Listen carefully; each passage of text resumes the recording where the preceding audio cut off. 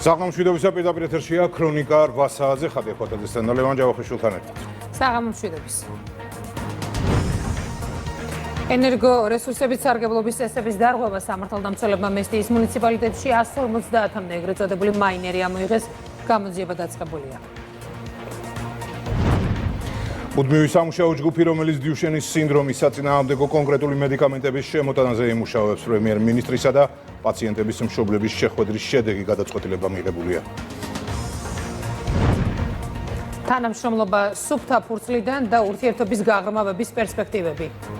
საქართველოს ხელისუფლების და შეერთებული შტატების ადმინისტრაციის გზავნილები, რომელიც ერთმანეთს ემთხვევა. ამერიკის შეერთებული შტატებისა და კანადის ვიზებზე ყალბი დოკუმენტების დამზადება გასაღების საქმე და მადლობა შეერთებული შტატებისგან გენერალურ პროკურატურაში ელჩის მოადგილის მოვალეობის შემსრულებელი მივიდა.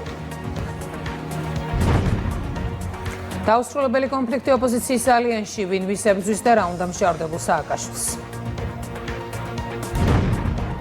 გეოპოლიტიკური გამოწვევები და ეკონომიკური საკითხები თბილისის მდგრადი განვითარების მე-16 რეგიონულ ფორუმს მასპინძლობს.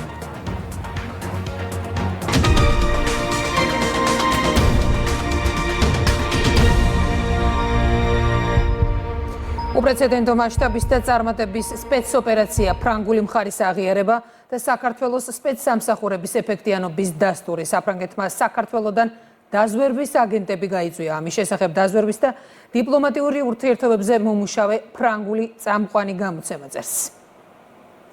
დაკავებულია საქართველოს ერთი მოქალაქე. ჯაშუშობისთვის დაკავებულია საქართველოს ერთი მოქალაქე.